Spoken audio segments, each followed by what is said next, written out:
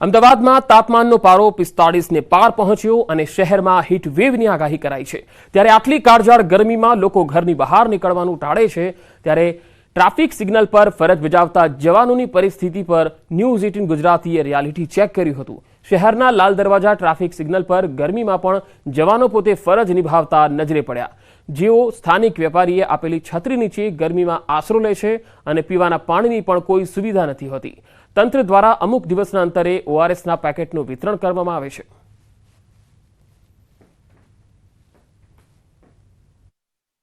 અમદાવાદ સહિત રાજ્યભરમાં ગરમીનો પારો ઊંચે જઈ રહ્યો છે અને બપોરના સમયે હીટ વેવની અસર પણ વર્તાઈ રહી છે અને હજુ પણ આગામી દિવસોમાં હીટ વેવ યથાવત રહેવાની છે। ત્યારે ન્યૂઝ 18 ગુજરાતી એ રિયાલિટી ચેક કરી રહ્યું છે કે જે ટ્રાફિકના જવાનો જે છે તેઓ જ્યારે ટ્રાફિક નિયમન કરતા હોય અને બપોરના સમયે તેઓને કયા પ્રકારની મુશ્કેલી પડતી હોય છે તે પ્રકારનું રિયાલિટી ચેક કરવામાં આવી રહ્યું છે અને સાથે સાથે તંત્ર દ્વારા આ ટ્રાફિકના જવાનો માટે કેવા પ્રકારની વ્યવસ્થા કરવામાં આવી છે તે જાણવાનો પ્રયાસ પણ ન્યૂઝ 18 ગુજરાતીની ટીમ કરી રહી છે। આપ જે જોઈ શકો છો કે બપોરના સમયે જ્યારે ધોમધકતો તાપ હોય ને તેવામાં પણ ટ્રાફિકના જવાનો જે છે તે પોતાની ફરજ જે છે તે અદા કરી રહ્યા છે।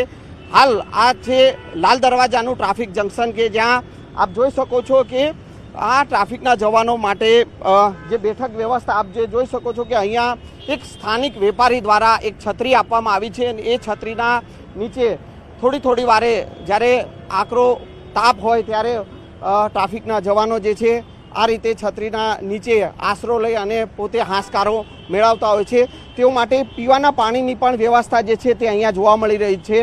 સાથે સાથે અહીંયા બાજુમાં જ ગાર્ડન છે અને ગાર્ડનમાં પણ જ્યારે પાણીનો છંટકાવ થતો હોય ત્યારે અહીંયા ટ્રાફિકના જવાનોને ઠંડક મળી રહે તે માટે અહીંયા પાણીનો છંટકાવ જે છે તેમની જગ્યા પર કરવામાં આવે છે। મહત્ત્વની વાત એ છે કે તંત્ર દ્વારા અહીંયા કોઈ પણ પ્રકારની વ્યવસ્થા કરવામાં આવી નથી। આ જવાનો જે છે તેઓ પોતે જ જાતે પીવાનું પાણી જે છે લાવી અને પોતાના પીવાના પાણીની વ્યવસ્થા કરે છે। આ છત્રી જે છે તે આપવામાં આવી છે તે પણ અહીંના સ્થાનિક વેપારી દ્વારા આપવામાં આવી છે। કોઈ પણ પ્રકારની વ્યવસ્થા માત્ર કહી શકાય કે ઓઆરએસનું વિતરણ જે છે તે થોડા દિવસોના અંતરે આ જવાનોને કરવામાં આવી રહ્યું છે। એ જ માત્ર વ્યવસ્થા તંત્ર દ્વારા થયેલી છે। બાકીની તમામ વ્યવસ્થા આ ટ્રાફિકના જવાનો જાતે પોતે જ કરી રહ્યા છે। ત્યારે સલામ છે આવા ટ્રાફિકના જવાનો માટે કે જેઓ હીટ સ્ટ્રોકના ભોગ જ્યારે લોકો બની રહ્યા છે આકરી ગરમીમાં, ત્યારે એવા સમયે આ હીટ વેવની અસર વચ્ચે પણ ટ્રાફિકના જવાનો પોતાની ફરજ અદા કરી રહ્યા છે। કેમેરામેન નિલેશ સોસા સાથે સંજય ટાંક, ન્યૂઝ 18 ગુજરાતી, અમદાવાદ। સુરતના મેયર ક્રેડાઈના અધ્યક્ષ અને પ્રમુખને એક પત્ર લખ્યો। સુરતના મેયરની અપીલ, શ્રમિકોને 1 થી 4 કામ ન કરાવવા માટે અપીલ કરાઈ છે। શ્રમિકોના હિતને ધ્યાનમાં રાખવા માટે અપીલ કરવામાં આવી છે। તો સુરતના મેયરે ક્રેડાઈના અધ્યક્ષ અને ક્રેડાઈના પ્રમુખને પત્ર લખ્યો છે। ખાસ કરીને તેમણે અપીલ કરી છે કે બપોરના 1 થી 4 શ્રમિકો પાસે કામ ન કરાવવામાં આવે, કારણ કે અત્યારે ઘણા શહેરોમાં ઓરેન્જ એલર્ટ પર છે અને ગાંધીનગર, અમદાવાદમાં રેડ એલર્ટ છે। ત્યારે આ પ્રકારે શ્રમિકોને બપોરમાં પણ જો કામ કરાવવામાં આવે તો નુકસાન જઈ શકે છે, જીવને પણ જોખમ છે। સુરત શહેરમાં જ્યાં પણ જવાબદાર વ્યક્તિઓ છે સાઈડો પર, તે લોકોને નમ્ર અપીલ કરું છું, શ્રમિકો પાસે બપોરે 1 થી 4 વાગ્યા સુધી કામ ન કરાવવા અને હીટવેવની પરિસ્થિતિને ધ્યાનમાં રાખીને આપ પણ તકેદારી રાખો। સુરત મહાનગરપાલિકા અને સુરત પોલીસ કમિશનર સતત હીટવેવને કારણે પ્રજા માટે પ્રયત્નશીલ છે। મહેસાણામાં હાર્ટ એટેકથી 25 વર્ષીય આશા વર્કરનું મૃત્યુ થઈ ગયું। કિંજલ ઠાકોર નામની આશા વર્કરનું મોત થયું। મૃતક જગુદન આરોગ્ય કેન્દ્રમાં ફરજ બજાવતા હતા। 25 વર્ષીય કિંજલ ઠાકોરના મોતને લઈ પરિવારમાં શોકની લાગણી ફેલાઈ ગઈ છે। કિંજલ ઠાકોર નામની આશા વર્કરનું મૃત્યુ થઈ ગયું છે। હાર્ટ એટેકથી 25 વર્ષીય આશા વર્કરનું મૃત્યુ થતા પરિવારમાં શોકની લાગણી ફેલાઈ ગઈ છે। અંકલેશ્વરમાં નેશનલ હાઈવે પર અચાનક આગ લાગી। અમન માર્કેટમાં ભીષણ આગ લાગી ગઈ। ડીપીએમસી અને પાનોલીના ફાયર ફાઈટર ઘટના સ્થળે પહોંચ્યા હતા।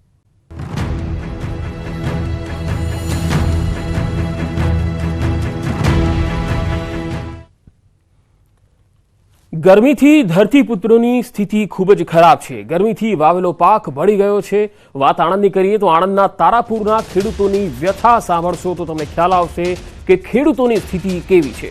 તારાપુરના કાનાવાડા ગામે ન્યૂઝ 18ની ટીમ પહોંચી. પશુઓ માટે વાવેલો ઘાસચારો બળી ગયો હતો. 44 ડિગ્રીમાં તપતી જમીન પરથી ગ્રાઉન્ડ રિપોર્ટ નિહાળો.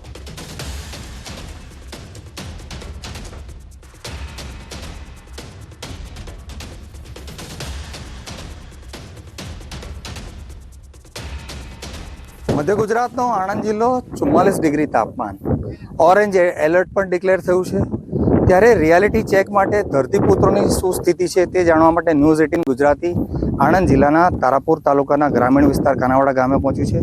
અહીંયા ચોક્કસ હું દ્રશ્યમાં બતાવવા માંગીશ કે આ જે તારાપુર તાલુકાના ગામના જે ખેતરો છે કાનાવાડાના, ત્યાં અહીંયા ખેડૂતોએ મગનું વાવેતર કર્યું હતું. આ તમામ મગ અસહ્ય ગરમીના કારણે એના જે છોડવા છે એ સળગી ગયા છે. આપણી સાથે અહીંયા બાજુમાં પણ એક ખેતર છે, ત્યાં ચોક્કસ હું દ્રશ્યમાં બતાવવા માંગીશ કે પશુઓ માટે ખેડૂતોએ જાર કરી હતી. આ જારના પણ તમામ છોડો સળગી ગયા છે. એટલે અહીંયા ચોક્કસ દ્રશ્યમાં દેખાય છે કે આ તમામ છોડો સળગી ગયા છે. આપણી સાથે અહીંયા સ્થાનિક ખેડૂતો પણ છે, આપણે એમની સાથે રૂબરૂ વાત કરીએ કે આ અસહ્ય ગરમીના કારણે તેમને શું તકલીફો છે એના વિશે ચોક્કસ જાણીશું. તમારું શું નામ છે અને અસહ્ય ગરમીના કારણે તમારી ખેતીમાં શું સમસ્યા છે? મારું નામ ડાબે કિરણભાઈ ચંદુભાઈ છે. હું મધ્ય ગુજરાત આણંદ જિલ્લો તારાપુર તાલુકાના કાનાવાડા ગામનો નિવાસી છું. અમારે અત્યારે 45 ડિગ્રી તાપમાનના કારણે અસહ્ય તાપનો સામનો કરવો પડે છે અને અમારે અત્યારે સિઝનમાં અમારે જાર અને મગનું વાવેતર કરેલું પણ 45 ડિગ્રી તાપમાનના કારણે એ બળીને ખાક થઈ ગયું છે.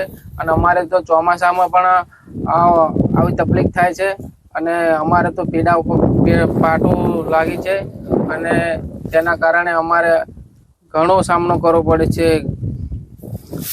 ખેડૂતોનું કેવું છે કે તેમને પડ્યા પર પાટું છે, ચોમાસામાં પણ તકલીફ થાય છે, સાથે સાથે આ ગરમીમાં પણ તેમનો જે પાક છે જાર અને મગ તે પણ સળગી ગયા છે. જનક જાગીરદાર, ન્યૂઝ 18 ગુજરાતી, તારાપુર. દ્વારકામાં ગરમીથી ઉનાળુ પાકને ખૂબ જ નુકસાન થઈ રહ્યું છે. શાકભાજીના પાકને નુકસાન થયું, રીંગણ, કારેલા, ગુવારના પાકને નુકસાન પહોંચ્યું. પિયતના પાણી પૂરતા ન મળતા મુશ્કેલી વેઠવી પડી રહી છે. વધુ ગરમીના કારણે કારેલાના પાકને પણ નુકસાન થઈ રહ્યું છે. પાણી ન મળતા મગફળીનો પાક સુકાઈ રહ્યો છે.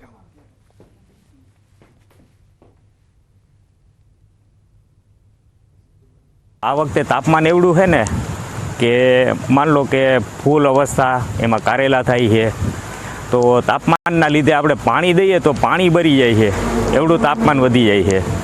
આપણે પાણી તો દઈએ ઓલરેડી એને, પાણી ગરમ થઈ અને એ પાકને નુકસાન કરે છે. અત્યારે આજે અમારી મગફળી કાચી મગફળી અમારે ઉપાડવી ન છૂટકે અમારે ઉપાડવી પડે છે. એનું કારણ છે કે આવી ગરમી, આવો તડકો અને આવી લૂ, આ મારી સાંભળણ અને મારી ઉંમરમાં મેં આ પહેલી વાર આવી રીતના જોયું કે આટલી લૂ અને આવો તડકોથી અમારે કાચી મગફળી ઉપાડી અને અમારે ઢોરને ખવડાવવા મજબૂર થઈ રહ્યા છીએ. ધોરાજીમાં ગરમીના કારણે ખેડૂતોમાં હાહાકાર મચી ગયો. ગરમીના કારણે પાકને નુકસાનની ભીતિ સેવાઈ રહી છે. ટેટી અને કારેલાના પાકમાં નુકસાન જઈ રહ્યું છે. શાકભાજીના પાકને પણ મોટું નુકસાન થયું છે. 30 થી 40 હજારનો ખર્ચ માથે પડવાની ભીતિ સેવાઈ રહી છે. બે અલગ અલગ તસવીરો આપને બતાવી રહ્યા છે. ગરમીના કારણે પાકને કેટલું નુકસાન જઈ રહ્યું છે. ટેટી અને કારેલાના પાકમાં નુકસાન સહન કરવાનો વારો આવી રહ્યો છે.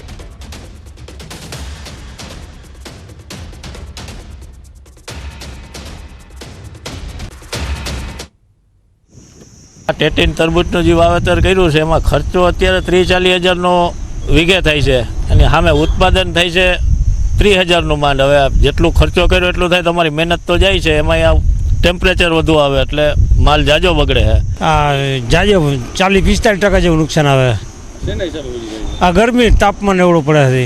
ગુજરાતભરના અંદરમાં જે હીટવેવની આગાહી છે તેને લઈને વાત કરીએ ધોરાજી પંથકની. ધોરાજી પંથકમાં જે ખેડૂતોએ પોતે ઓછે ટેટીનો અને કારેલાનો વાવેતર કરવાનું સીધા દ્રશ્ય બતાવીશ કે અત્યારે તમે વાવેતર જોઈ રહ્યો છો કે 8 વીઘાના વાવેતરમાં અત્યારે 30 થી 40% ખેડૂતોને નુકસાન જશે. ખેડૂતો એવું કહી રહ્યા છે જે ટેટીનો પાક છે, ટેટીનો પાક અત્યારે બગડી ગયો છે. જે હીટવેવને લઈને, તાપમાનને લઈને, તેને લઈને ટેટીનો પાક અને કારેલાનો પાક છે તે અત્યારે બગાડ, વધારે પડતો બગાડ છે. 30 થી 40%નો બગાડ થઈ રહ્યો છે. તેને લઈને વીઘે 40,000 રૂપિયાનો જે ખેડૂતે ખર્ચો કર્યો, ખેડૂતો એવું કહી રહ્યા છે કે 4 થી 5 લાખ રૂપિયાનું નુકસાન થશે. તેને લઈને જો ધોરાજીના પંથકના ખેડૂતો અત્યારે ચિંતાતુર બની રહ્યા છે. મુનાફ બકાલી, ગુજરાતી, ધોરાજી. કાળઝાળ ગરમીમાં મનુષ્યોની સાથે વન્ય પ્રાણીઓ માટે પણ હાલ ખૂબ જ મુશ્કેલ ભરી સ્થિતિ છે, કારણ કે સાવરકુંડલામાં 44 ડિગ્રી પાર તાપમાન થવાથી સાવજ પણ પરેશાન થતા નજરે પડ્યા. સાવરકુંડલાના ગોબા નજીક પાણી માટે વલખા મારતા સિંહના દ્રશ્યો કેમેરામાં કેદ થયા. ત્યારે સિંહ પ્રેમી દિલુભાઈ દ્વારા સિંહનો વિડીયો જાહેર કરવામાં આવ્યો અને વન્ય પ્રાણીઓ માટે પાણીની વ્યવસ્થા કરવા સિંહ પ્રેમીઓએ સરકાર પાસે માંગ કરી છે.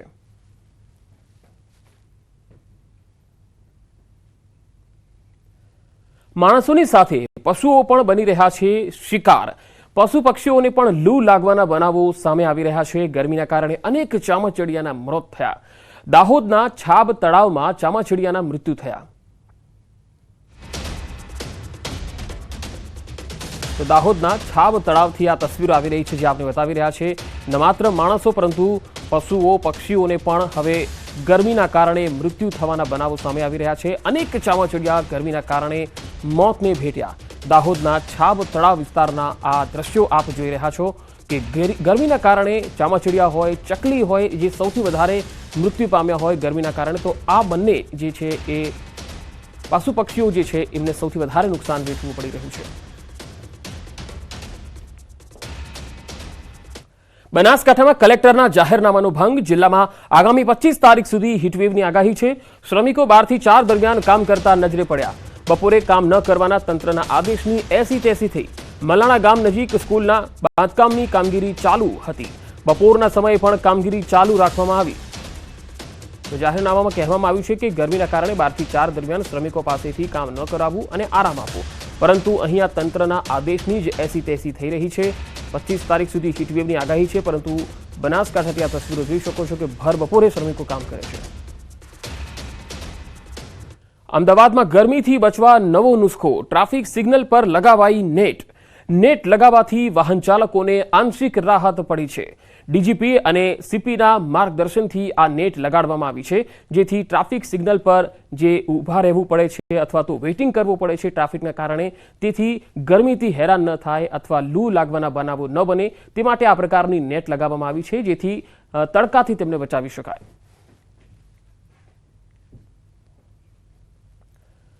અમદાવાદમાં તાપમાનનો પારો 45 ને પાર પહોંચ્યો અને શહેરમાં હીટ વેવની આગાહી કરાઈ છે. ત્યારે આટલી કાળઝાળ ગરમીમાં લોકો ઘરની બહાર નીકળવાનું ટાળે છે. ત્યારે ટ્રાફિક સિગ્નલ પર ફરજ બજાવતા જવાનોની પરિસ્થિતિ પર ન્યૂઝ 18 ગુજરાતીએ રિયાલિટી ચેક કર્યું હતું. શહેરના લાલ દરવાજા ટ્રાફિક સિગ્નલ પર ગરમીમાં પણ જવાનો પોતે ફરજ નિભાવતા નજરે પડ્યા. જેઓ સ્થાનિક વેપારીએ આપેલી છત્રી નીચે ગરમીમાં આશરો લે છે અને પીવાના પાણીની પણ કોઈ સુવિધા નથી હોતી. તંત્ર દ્વારા અમુક દિવસના અંતરે ઓઆરએસના પેકેટનું વિતરણ કરવામાં આવે છે.